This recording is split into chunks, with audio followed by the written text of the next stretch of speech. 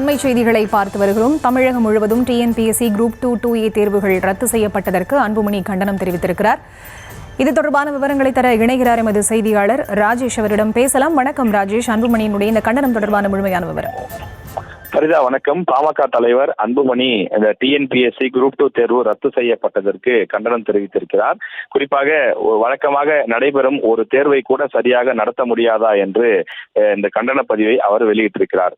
தமிழ்நாடு அரசில் சார் பதிவாளர், துணை வணிக வரி அதிகாரி, தொழில் நல ஆய்வாளர் உள்ளிட்ட பல்வேறு பணிகளுக்கான குரூப் 2 தேர்வு இன்று நடைபெறுவதாக அறிவிக்கப்பட்டது. 828 பணியிடங்களுக்கான அந்த தகுதியானவர்களை தேர்வு செய்வதற்கான தேர்வு தமிழ்நாடு முழுவதும் நடைபெற்றது. இன்று காலை மாலை என இருவேளையும் இந்த தேர்வு நடத்தப்பட இருந்த நிலையிலே இந்த தேர்வுகள் ரத்து செய்யப்பட்டிருக்கின்றன.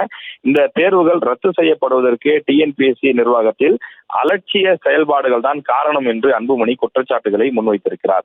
அதாவது தமிழ்நாடு முழுவதும் காலையிலே 9200 பேரும் மாலையிலே 9244 பேரும் இந்த தேர்வினை எழுத இருந்தார்கள். சென்னையில 7 மையங்கள் அமைக்கப்பட்டிருந்த நிலையில இதில் சென்னையில் மட்டும் 3200 பேர் இந்த தேர்வுகளை எழுத இருந்தார்கள். அவர்களில் 600 பேர் சென்னை நந்தனம் அரசு கல்லூரியில் தேர்வு மையம் அமைக்கப்பட்டிருந்த நிலையில் அந்த மாணவர்களுக்கான அந்த எக்ஸாம் ஹால் டிக்கெட்டிலே சென்னை அரும்பாக்கம் டிஜி வைஷ்ணவா கல்லூரி என்று குறிப்பிடப்பட்டிருந்தது.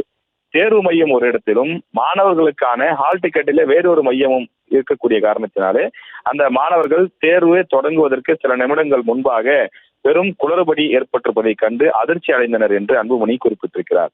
இதை கண்டித்து தேர்வர்கள் சாலை மறியலில் ஈடுபட்ட நிலையில் அவர்களை நந்தனம் கல்லூரிக்கு அழைத்து செல்ல மேற்கொள்ளப்பட்ட முயற்சிகள் தோல்வியடைந்தது. இந்த நிலையிலேதான் இந்த தேர்வுகள் ரத்து செய்யப்படுவதாக அதிகாரிகள் அறிவித்திருக்கிறார்கள் என்று குறிப்பிடப்பட்டுள்ளது.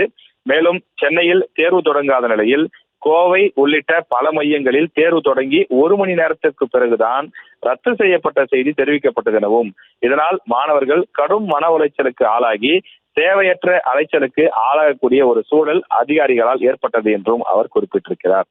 தேர்வு மையங்கள் மற்றும் அவற்றில் தேர்வு எழுதக்கூடிய தேர்வுகளை ஒதுக்கீடு செய்வதை டிஎன்பிஎஸ்சியில் இளநிலை உதவியாளர் நிலையில் இருக்கக்கூடிய பணியாளரே தெளிவாக செய்ய முடியும். ஆனால் டிஎன்பிஎஸ்சி தலைவர், செயலாளர், தேர்வு கட்டுப்பாட்டு அதிகாரி என 3 IAS அதிகாரிகளும் 6 உறுப்பினர்களும் மேற்பார்வையிட்டும் கூட இவ்வளவு குளறுபடிகள் ஏன் நடைபெற்றது? டிஎன்பிஎஸ்சி நிர்வாகம் இந்த அளவுக்கு சீரழிந்திருக்கிறது என்பதை புரிந்து கொள்ள முடிகிறது என்று அன்புமணி காட்டமாக குறிப்பிட்டிருக்கிறார். சாதாரணமாக நடத்தப்படக்கூடிய ஒரு போட்டித் தேர்வை கூட நடத்துவதற்கு போதுமான ஏற்பாடுகள் இல்லையா? திமுக அரசு இவ்வாறுதான் செயல்பட்டு வருகிறதா எனவும் அவர் கடுமையாக கேள்வி எழுப்பியிருக்கிறார். விவரங்களுக்கு நன்றி ராஜேஷ்.